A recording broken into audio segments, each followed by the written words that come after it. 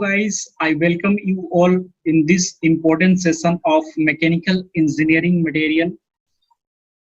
तो पिछले वीडियो में हम लोग ने देखा था यूनिट 1 का जो भी आपके सिलेबस में पढ़ना था वो सभी को मैंने डिस्कस कर दिया था।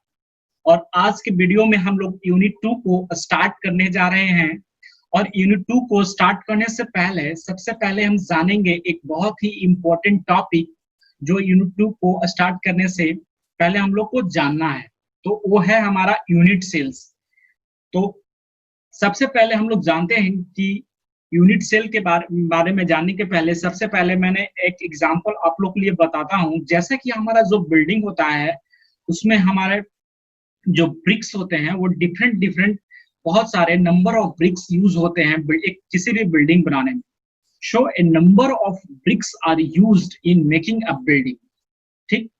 और हमारे ह्यूमन बॉडी में भी डिफरेंट सेल्स होते हैं, जो बहुत सारे सेल आपस में मिलकर हमारे क्या होते हैं ऑर्गन, और हमारा ऑर्गन और बॉडी पार्ट्स हमारे बनते हैं डिफरेंट सेल्स से।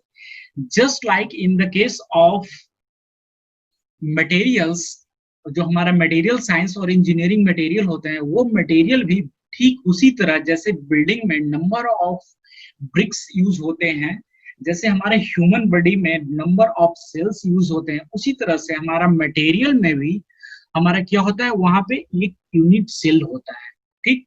उसी के बारे में हम लोग पढ़ना है। और डिफरेंट यूनिट सेल्स होते हैं इंजीनियरिंग मटेरियल में। जो एक मटेरियल होता है उसके पास होता है, means a material possesses different types of unit cells, ठीक। और वो यूनिट सेल्स डिफरेंट टेम्परेचर पे मिलते हैं, ठीक। तो उसी के बारे में हम लोग डिस्कस करेंगे। तो unit cells of any pure solids are identical in shape and size. क्या होता है, कोई भी प्योर सॉलिड का यूनिट सेल्स क्या होता है, शेप और साइज में हमारा आइडेंटिकल होता है। It contains a certain number of atoms. Means in the case of building we have seen that a number of bricks, that is a certain number of bricks is defined। Means किसी भी building बनाने में एक certain, मतलब कि 10,000 और 20,000 ईंटा और उसको ब्रिक्स रिक्वायर होता है कि मीन्स हमें 2 रूम का फ्लैट बनाना है जिसमें हमारा 10,000 ऑफ ब्रिक्स लेगा, तो means certain number of BRICS वहां पर डिफाइंड होता है। Just like in the case of unit cells, we also have a certain number of atoms. Certain number of atoms मेरे पास यहाँ भी होता है। The unit cells of any solids, the whole property of any material, means कि एक unit sales के पास जो property होगी, मीन्स एक यूनिट सेल्स के पास जो प्रॉपर्टी उसके पास होगी वो उसकी प्रॉपर्टी पूरे मटेरियल की प्रॉपर्टी के बराबर होगी। मीन्स कि एक ब्रिक के पास जितना स्ट्रेंथ होगा वो, इसको तो मैं बिल्डिंग से एज ए कंपेयर नहीं कर सकता हूं, बट मैं एक एग्जांपल देने के लिए मैंने यहाँ पर बिल्डिंग को मैंने यहाँ पर बताया कि just like in the case of in the building we have used a certain number of bricks, like in the case of unit cells we have used a certain number of unit cells which have a certain number of atoms। उसमें क्या होंगे, atoms होंगे। But एक unit cell का जो property, जो एक unit cell का प्रॉपर्टी होगा वो पूरे मटेरियल का प्रॉपर्टी कहलाएगा। तो some of the unit cells are as follow. कुछ यूनिट सेल्स होते हैं, लाइक एक होता है सिंपल क्यूबिक यूनिट सेल्स, ठीक है। एक सिंपल क्यूबिक होता है, 3 होते हैं, और दूसरा होता है बीसीसी, और तीसरा होता है हमारा एफसीसी। तो सबसे पहले सिंपल क्यूबिक यूनिट सेल्स में हम क्या जानते हैं कि सिंपल क्यूबिक यूनिट सेल्स में हमारा सिंपल क्यूबिक यूनिट सेल्स, तो सिंपल एक हो गया, साधारण क्यूबिक मतलब वो क्या होगा, क्यूब होगा। मटेरियल का स्ट्रक्चर क्या होगा, क्यूब होगा। सब में आ रहा है सी में क्यूबिक मींस क्यूब होगा। और क्यूब के पास कितने जो हमारा कॉर्नर्स पॉइंट कितने होते हैं, 8 होते हैं। तो 8, और हमारे उसके पास फेसेस कितने होते हैं, 6 होते हैं। 8 कॉर्नर्स एंड 6 फेसेस, 8 कॉर्नर्स और 6 फेस होते हैं किसी भी एक क्यूब के पास। तो सिंपल क्यूबिक यूनिट सेल्स में क्या होता है कि सिंपल क्यूबिक में हमारा जो एटम्स होता है वो ओनली प्रेजेंट और located at the corners of cube. At the 8 corners of cubes the atoms are present only on the corners of the cube in simple cubic। यहाँ पर मैंने इस नोट्स में मेंशन नहीं कर रखा है सिंपल क्यूबिक को, क्योंकि आप लोग के लिए वो यूनिट 2 में आपके लिए इंपॉर्टेंट नहीं था, दैट्स व्हाई मैंने यहाँ पे यूज नहीं किया। बट यहाँ पर मैं उसको डिस्कस कर रहा हूँ। जो सिंपल क्यूबिक में the atoms are located only at the 8 corners of the simple cubes, hence the number of atoms in simple cubic is 8 होगा कॉर्नर पे, नंबर ऑफ जो सर्टेन नंबर ऑफ एटम्स, और sharing क्या होगा 1/8। कोई एक atoms का हम देखेंगे वो कितना के साथ शेयर कर रहा है, 8 एटम है तो 1/8 हो जाएगा। तो जो सर्टेन नंबर ऑफ शेयरिंग्स जो एटम्स कट के कितना आ जाएगा एक। तो सिंपल क्यूबिक में टोटल नंबर ऑफ एटम्स जो शेयर्ड होंगे आपस, जो एटम्स है वो कितना होंगे 1 होंगे सिंपल क्यूबिक में। Just like in the case of body centred cubic, जैसे कि इसके नेम से ही हम लोग को पता चल रहा है कि body centred cubic means body centre, एक बॉडी के सेंटर्ड में हमारा यूनिट सेल्स होगा, कॉर्नर पे तो होगा ही होगा, एक बॉडी के सेंटर्ड में होगा। यहाँ पे ये मैं बॉडी सेंटर का डायग्राम बनाया था, और तो बॉडी के सेंटर्ड में होगा, तो मींस 8 तो कॉर्नर पे हो गया और एक हमारा बॉडी में। तो टोटल नंबर जो सर्टेन नंबर ऑफ जो एटम्स इसमें डिफाइंड है बीसीसी में, वो तो हमारा 9 हो गया। बट शेयरिंग में, but in the case of sharing total atoms कितने होंगे जो बीसीसी में जो शेयर्ड होंगे, एक तो 8 हो गया, तो 1/8 वो शेयर करेगा, और एक हमारा ये अंदर बॉडी में हो गया, तो टोटल नंबर ऑफ एटम्स कितने होंगे 2 हो जाएंगे। तो ये बहुत ही इंपॉर्टेंट है, पूछते रहता है कि बीसीसी में कितने नंबर ऑफ एटम्स होंगे, तो 2 होंगे। ठीक, यहाँ पर वही मैंने मेंशन कर रखा है। The atoms are located at the corners of the cube and 1 atom are located at its centre.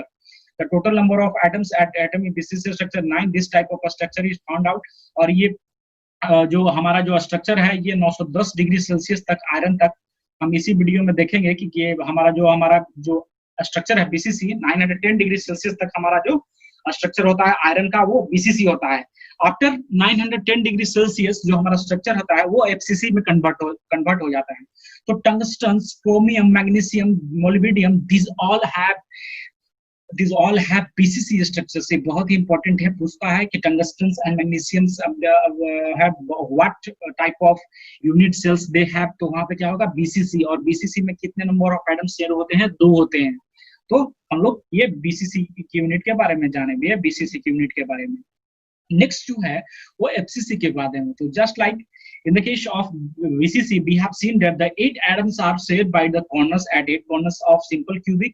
in the same way FCC has also the 8 corners and all the 8 atoms are present at its 8 corners and the face centered cubic। और हमारे जो क्या थे 6 faces होते थे cube के। तो एक एटम क्या होगा हमारा फेस पे होगा, एक एटम क्या होगा हमारा फेस हो गया, 4 हो गए, और एक पीछे वाला पे 5 और एक आगे वाला पे 6 हो गए।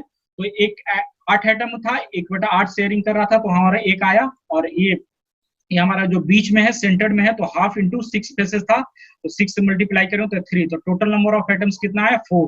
तो एफसीसी में हमारा 4 आता है। ठीक, फिर 4 आता है। तो यहाँ पे मैंने डिस्कस करा in FCC unit cells the 8 atoms are located on the corners of the cube and the 6 atoms are located in the centres of its 6 faces के सेंटर में प्रेजेंट होता था। Total number of atoms in unit cells is 14।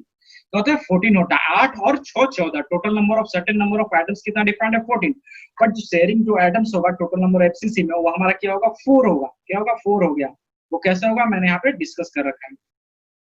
और जो वैसे जो material होते हैं which have FCC face centre cubic unit cells, वो होते हैं कॉपर होते हैं, silver, gold, platinum, nickel, calcium, lead. और आप लोग के लिए याद करके रखना है क्योंकि ये ऑब्जेक्टिव में आप लोग को पूछ सकता है। एक तो कितने नंबर ऑफ एटम शेयर हुए एफसीसी में, कितना होता है 4, बॉडी सेंटर क्यूबिक में कितना होता है 2, सिंपल क्यूबिक में कितना हो रहा था 1। उसी तरह से ये पूछ सकता है कि वो कॉपर के पास कौन सा यूनिट सेल्स होता है, एफसीसी होता है या बीसीसी होता है या एससीपी होता है। सो ये इंपॉर्टेंट हो जाता है आपका। next unit cells we are going to discuss is SCP discuss for hexagonal close packing, और इसको हम लोग CPS भी बोलते हैं, क्लोज पैक हेक्सागोनल बोलते हैं। हेक्सागोनल क्लोज पैकिंग जैसे ही नाम से ही हम लोग को पता चल रहा है ये क्या होगा, एक हेक्सागोन होगा। हेक्सागोनल क्लोज पैकिंग, हेक्सागोन का क्या है क्लोज पैकिंग मींस एक प्रिज्म टाइप का स्ट्रक्चर यहाँ पर जस्ट लाइक ऐसे हो जाएगा। 6 जो एटम्स होंगे और यहाँ पर प्रेजेंट होंगे, क्योंकि हेक्सागोनल 6 जो कॉर्नर पे होंगे और 6 नीचे होंगे, तो टोटल नंबर ऑफ एटम्स इधर 12 हो गए। ठीक, और 2 इसके ये फेस रेक्टेंगुलर फेस पे पाए जाएंगे, 12 और 2 14, और 3 1 2 और एक पीछे वाला फेस पे चले जाएगा, वो 3 हो जाएगा। तो टोटल कितना होगा 17 एटम्स इसमें पाए जाते हैं। ठीक, the 12 atoms are located at the corners of hexagonal prism, 2 atoms are located on the frieze of ring and 3 atoms are in alternate manner of rectangular faces। This structure is generally found in zinc, बहुत ही important है, zinc के बारे में हमेशा ही पूछता रहता है कि जिंक के पास क्या होता है, हेक्सागोनल क्लोरस पैकिंग होता है, HCP hexagonal closest packing unit cells होता है। मैग्नीशियम वो मटेरियल होते हैं जो जिसके पास एचसीपी और बीसीसी दोनों ही स्ट्रक्चर होता है, like in the case of magnesium, magnesium यहाँ पर मैंने एग्जांपल दे दिया है एक एचसीपी में भी, और यहाँ पर मैं बीसीसी में भी देख सकता हूँ कि यहाँ पर हमारा मैग्नीशियम यहाँ पर मालूम है। तो सो magnesium have both have a structure FCC SCP as well as BCC body center cubic cells। इसका एग्जांपल है कोबाल्ट, बिस्मथ, कैडमियम, एंटीमनी। तो ये था हमारा हेक्सागोनल क्लोज पैकिंग। तो ये जो बहुत ही इंपॉर्टेंट आप लोग को टॉपिक है जो आप लोग को यहाँ पे मैं डिस्कस कर दिया। तो इसमें जो हमारा जो सिंपल क्यूबिक यूनिट सेल्स था, इसको यूनिट 2 को स्टार्ट करने पहले से जानना था। सो आप लोग के लिए मैं ये टॉपिक बता दिया। और नेक्स्ट जो है, नेक्स्ट मैं आपको यूनिट 2 का टॉपिक स्टार्ट करने वाला हूं। Just a minute.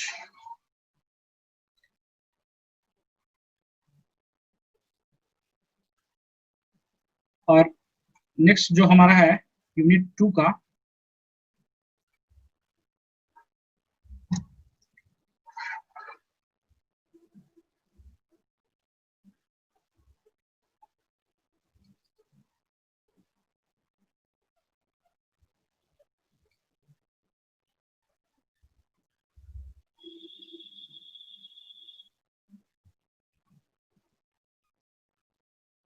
जो आपका यूनिट 2 में सबसे पहला जो हमारा टॉपिक है, एक शॉर्ट टॉपिक वहां पर डिस्कस करना है, वो है फेरस मेटल्स एंड अलॉयज के बारे में। तो सबसे पहले मैंने यूनिट 1 में आप लोग को डिस्कस कर दिया था कि फेरस मेटल्स एंड अलॉयज क्या होते हैं, what are the ferrous metals and alloys. तो वैसे मेटल्स जिसमें हमारा जो आयरन होता है, जो Fe आयरन होता है, उसकी मात्रा जो होती है, उसकी परसेंटेज होती है, वो क्या होती है, ज्यादा होती है। मतलब मुख्य रूप से वहां पे हमारे आयरन होते हैं, वो प्रायः पाए जाते हैं फेरस मेटल्स में। तो ऐसे मेटल्स को हम बोलते हैं फेरस मेटल्स, जिसमें जो हमारा आयरन का जो परसेंटेज होगा वो ज्यादा होगा, और उससे बने जो उसके मेटल्स होंगे और नॉन मेटल से जो मिलकर जो बनेंगे एक नया मटेरियल, उसको हम एलॉयज बोलते हैं।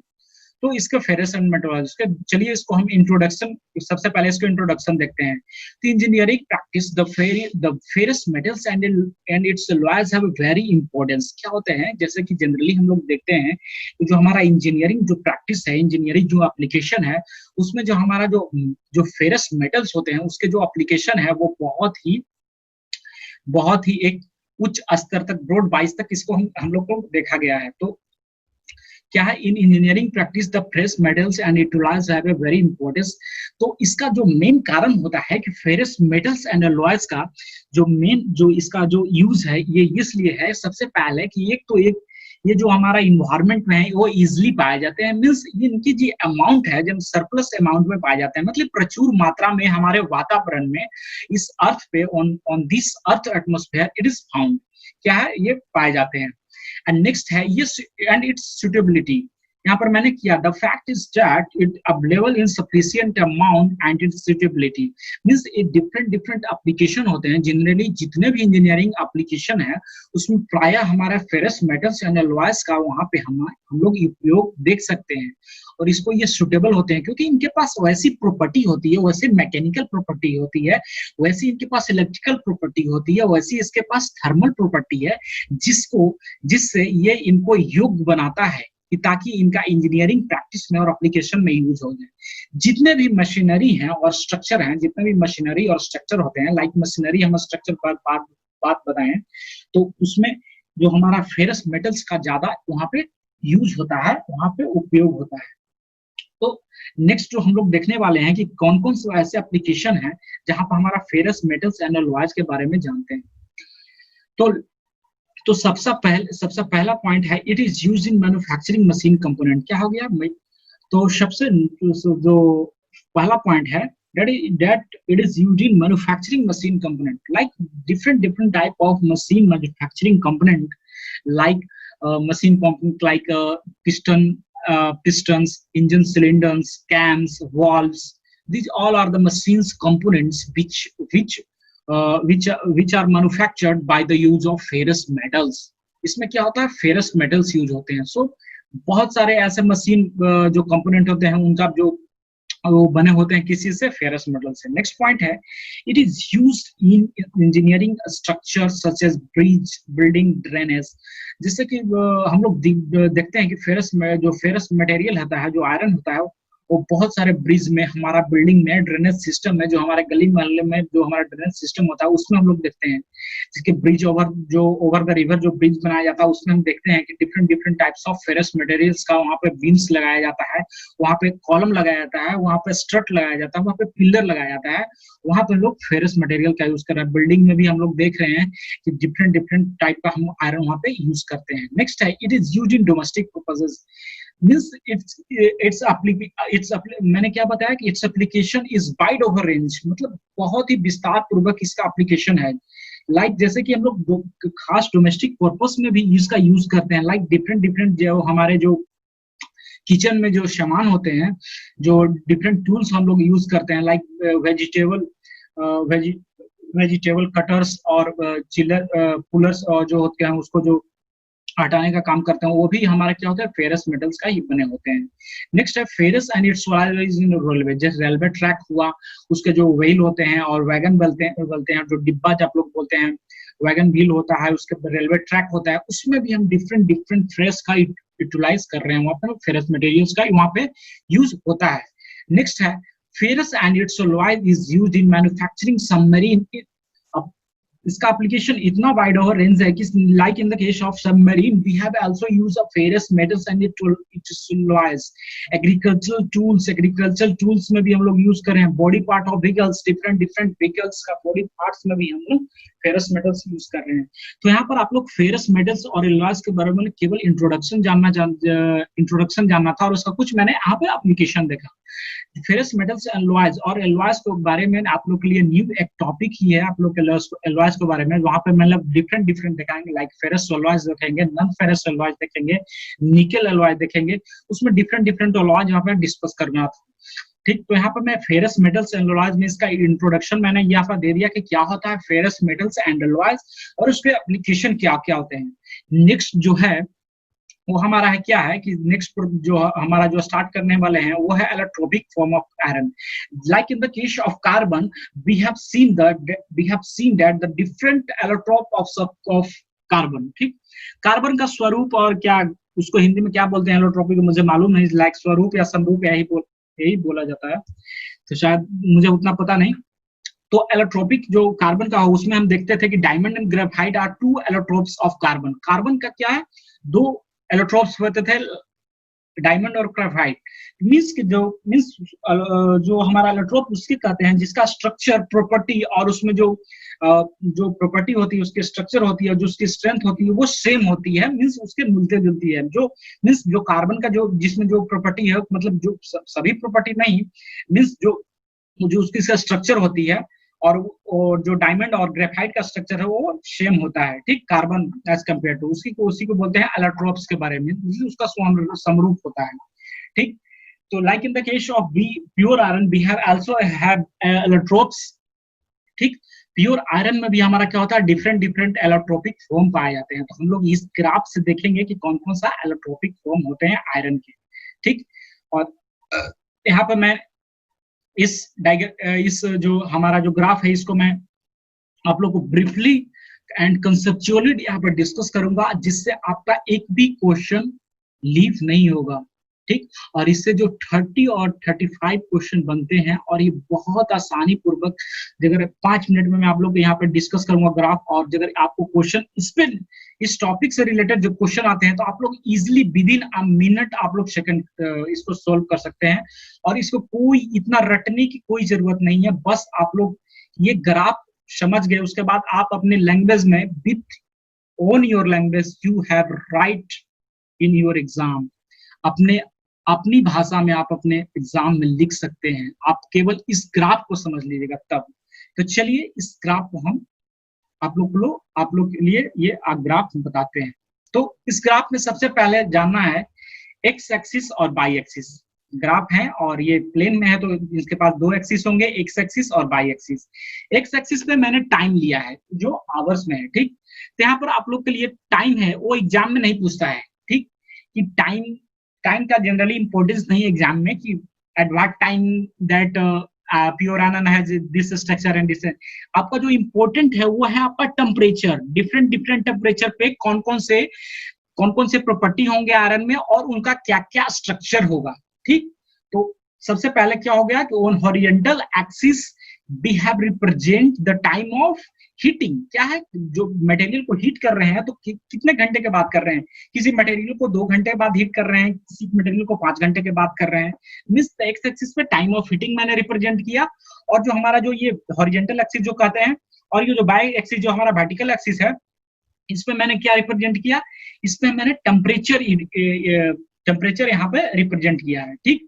तो चलिए इस ग्राफ को अब समझते हैं। तो सबसे पहले इस ग्राफ को समझने के पहले इसको मैं बता देना चाहता हूं कि इस ग्राफ से क्या रिजल्ट निकल कर आएगा। तो ये ग्राफ से रिजल्ट निकल कर यही आएगा कि ऑन डिफरेंट टाइम, मतलब on different time of heating, मतलब टाइम जैसे जैसे हम समय के साथ किसी भी क्या प्योर आयरन के बारे में यहाँ पे हम डिस्कस कर रहे हैं, तो प्योर आयरन को यहाँ पे हम हीट करना स्टार्ट करेंगे टाइम के साथ डिफरेंट डिफरेंट टेम्परेचर पे, तो अपना डिफरेंट डिफरेंट स्ट्रक्चर यहाँ पे हम ऑब्टेन्ड होगा, और उसका स्ट्रक्चर ऑब्टेन्ड होने से क्या होगा, प्योर आयरन का डिफरेंट एलोट्रोपिक फॉर्म मिलेगा, और इसी को हम लोग बोलेंगे allotropic form of pure iron. इसका रिजल्ट यही आएगा। तो चलिए चलते हैं, नेक्स्ट है। तो रूम टेम्परेचर पे हमारा जो सबसे पहले क्या था, रूम टेम्परेचर पे हमारा प्योर आयरन 0 डिग्री सेल्सियस तक था, उसको हम हीट नहीं करते हैं। चलिए इसको हम हीट देना स्टार्ट करते हैं। तो हीट देना स्टार्ट किए तो हमारा टाइम भी इंक्रीज करेगा, टाइम इंक्रीज करते करते यहां तक आ गया, ठीक। टाइम इंक्रीज करते करते यहां तक आ गया, यहां तक मैंने टाइम यहां से इंक्रीज किया, ठीक। और टेम्परेचर जैसे ही मेरा 768 डिग्री सेल्सियस पहुंचा, तो हमारा जो इसको क्या बोलेंगे, अल्फा आयरन था। इसका क्या था, टोटल अल्फा आयरन। 3 प्रकार का आयरन होता है, alpha iron, gamma iron, delta iron. ये 3 एलोट्रोप्स ऑफ प्योर आयरन कहलाते हैं, ठीक। Alpha iron, gamma iron, delta iron, ठीक है। आप लोग को ध्यान में रखिएगा, alpha iron, gamma iron, delta iron, 3 allotropes of pure iron. और फर्दर मैं अल्फा, डेल्टा और गामा को ब्रीफली डिस्कस करूंगा आयरन कार्बन डायग्राम में, जो कि आपका नेक्स्ट वीडियो होगा उसी से रिलेटेड। तो जैसे ही 768 डिग्री सेल्सियस पर, तो हमारा आयरन का जो स्ट्रक्चर था वो बीसीसी था। तो इसी चलते मैंने आपको वीडियो का स्टार्टिंग में ही आपको सिंपल क्यूबिक यूनिट सेल्स के बारे में बता दिया था, कि जब मैं यहाँ पर लोग बताता कि बीसीसी का सेल है तो आप लोग को समझ में नहीं आता। तो जो जैसे ही 768 डिग्री सेल्सियस पे हमारा आयरन का बीसीसी स्ट्रक्चर था, बट उसके पास जो प्रॉपर्टी थी वो क्या थी, मैग्नेटिक प्रॉपर्टी थी। मीन्स उसमें मैग्नेटिक प्रॉपर्टी थी आयरन में, magnetic property with BCC structure on 768 degree Celsius. On further heating 768 degree Celsius, कुछ टाइम के बाद मैंने फर्दर इसको हीट करना स्टार्ट किया, और जैसे ही 910 डिग्री सेल्सियस तक ये टेम्परेचर पहुंचा, तो हमारा जो अल्फा आयरन था वो तो अल्फा ही था, बट उसका स्ट्रक्चर सेम था, बीसीसी था, बट उसमें जो प्रॉपर्टी थी, मैग्नेटिक प्रॉपर्टी थी, वो वैनिश हो गई, डिमिनिश हो गई, चली गई, उसमें मैग्नेटिक प्रॉपर्टी नहीं रही। तो क्वेश्चन यहाँ पे अराइज होता है कि ऑन व्हाट टेम्परेचर, कौन सा ऐसी टेम्परेचर है that the iron loses his magnetic property, कौन सा टेम्परेचर था जिसपे आयरन मैग्नेटिक प्रॉपर्टी अपना खो देता है। तो 768 डिग्री सेल्सियस के बाद अपना मैग्नेटिक प्रॉपर्टी खो दिया, तो ये 768 डिग्री सेल्सियस हमारा ऑप्शन करेक्ट हो जाएगा। नेक्स्ट क्या हुआ कि ऑन फर्दर हीटिंग, टाइम के साथ कुछ टाइम के बाद हम फिर से इसको हीट करना स्टार्ट कर दिए। तो 1404 डिग्री सेल्सियस जैसा ही टेम्परेचर पहुंचेगा, तो वहां पर जो आयरन का स्ट्रक्चर है वो एफसीसी हो जाएगा, बट जो हमारा अल्फा आयरन था वो क्या कन्वर्ट हो जाएगा, गामा आयरन में। तो ये क्वेश्चन फर्दर अराइज होता है कि गामा आयरन होता है, उसका स्ट्रक्चर क्या होता है भाई, तो एफसीसी होता है। उसकी टेम्परेचर रेंज क्या होती है, 910 डिग्री सेल्सियस से 1404 डिग्री सेल्सियस। किस टेम्परेचर पे जो बीसीसी आयरन होता है वो एफसीसी में कन्वर्ट होता है, तो 910 डिग्री सेल्सियस पे। तो डिफरेंट क्वेश्चन, इस सिंपल ग्राफ से बहुत सारे क्वेश्चन अराइज होते हैं। नेक्स्ट क्या होता है कि जब 900 डिग्री से 1404 डिग्री सेल्सियस तक मैंने हीट कर दिया, नेक्स्ट कुछ टाइम के बाद फिर से मैंने इसको हीट करना स्टार्ट कर दिया। अपॉन 1539 डिग्री सेल्सियस क्या होता है, हमारा आयरन का स्ट्रक्चर फिर से हमारा बीसीसी आ जाता है।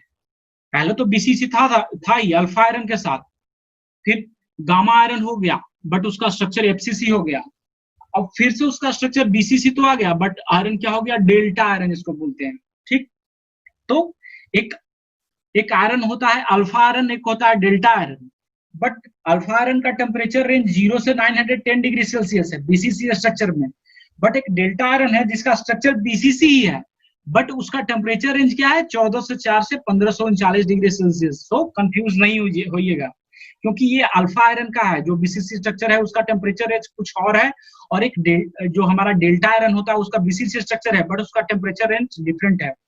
तो क्या होते हैं यहाँ पर, हम देखिए हमारा क्या है, टेम्परेचर यहाँ पर स्ट्रक्चर हमारा चेंज हो रहा है। तो क्या है, डिफरेंट जो स्ट्रक्चर मिल रहे हैं, बीसीसी, एफसीसी, बीसीसी, तो ये क्या हो, डिफरेंट स्ट्रक्चर जो मिल रहे हैं डिफरेंट टेम्परेचर पर, तो क्या है, हमारे इलेक्ट्रोड्स ऑफ प्योर आयरन है। और फर्दर कुछ टाइम के बाद अगर 1539 डिग्री के साथ फर्दर इसको हीट करना स्टार्ट करें तो हमारा जो हमारा प्योर आयरन था वो पिघल जाएगा, लिक्विड मोल्टेन स्टेट में हो जाएगा, मीन्स वो पिघलना स्टार्ट हो जाएगा, लिक्विड स्टेट में आ जाएगा। तो ये था आपको allotropic form of pure iron के बारे में, मैंने आपको पूरा डिस्कस कर दिया। और इसमें एक पॉइंट है, उसको बोलते हैं, इसको यहाँ पर मैंने ये आप लोग को कोई रटने की जरूरत नहीं है, मैंने जो आप लोग को समझाया वही मैंने इसमें यहाँ पे इसको वर्ड में लिखा है, जो आप लोग के लिए एग्जाम में आपको लिखना है, आपको लिखना हो तो आप ये यूज कर सकते हैं, नहीं तो आप अपने लैंग्वेज में इस ग्राफ से समझ के लिख सकते हैं। नेक्स्ट है क्रिटिकल टेम्परेचर। क्रिटिकल टेम्परेचर से मतलब, तो क्रिटिकल टेम्परेचर वैसा टेम्परेचर होता है जिसपे स्ट्रक्चरल चेंज हो रहा था। Critical temperature is that temperature at which structural changes takes form. वैसी टेम्परेचर जिसपे स्ट्रक्चर चेंज हो रहा था। तो सबसे पहले ये ग्राफ में देखेंगे कि स्ट्रक्चर कहाँ चेंज हो रहा है। देखो भाई, ये अल्फा आयरन था, ये बीसीसी स्ट्रक्चर था ना, तो यहाँ पर तो ये बीसीसी था, 768 के बाद 910 डिग्री, तो यहाँ पर बीसी, तो क्या स्ट्रक्चर चेंज किया, तो ये टेम्परेचर हमारा जो हमारा क्रिटिकल टेम्परेचर कहलाएगा, नहीं कहलाएगा, क्योंकि स्ट्रक्चर यहाँ पर चेंज नहीं हो रहा था। स्ट्रक्चर कहाँ पर चेंज हो रहा है, 910 डिग्री सेल्सियस पे, क्योंकि जो पिछला स्ट्रक्चर था बीसीसी था और उसके बाद का स्ट्रक्चर क्या हो गया, एफसीसी, तो हमारा 910 डिग्री सेल्सियस क्या हो गया, ये हमारा क्रिटिकल टेम्परेचर हो गया। उसके बाद क्या हो गया, एक हमारा क्रिटिकल टेम्परेचर 1404 डिग्री सेल्सियस है, कैसे है वो देख लीजिए।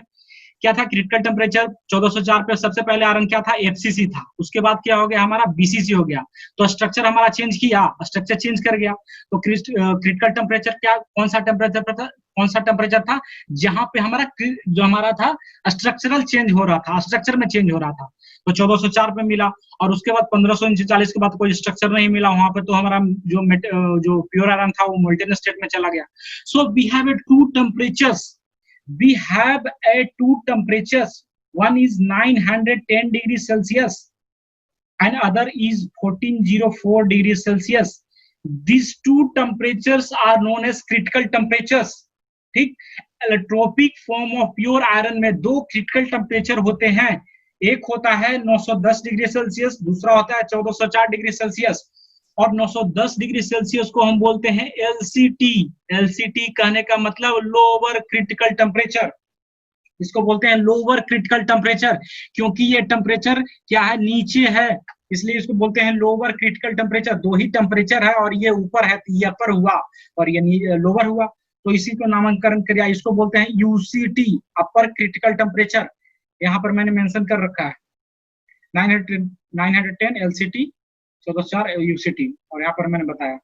तो ये था आप लोग के लिए आज के लिए कि क्या क्या है आज के इस वीडियो में। और अगर आपको ये वीडियो अच्छा लगे तो शेयर करना जरूर अपने के पास। अगर आपको अच्छा लगता है मेरा वे ऑफ टीचिंग तो आप कमेंट सेक्शन में जरूर लिख सकते हैं, मैं अपने आप को उसे एक मोटिवेशन के तौर पे रखूंगा। तो चलिए नेक्स्ट वीडियो में मिलेंगे, तब तक के लिए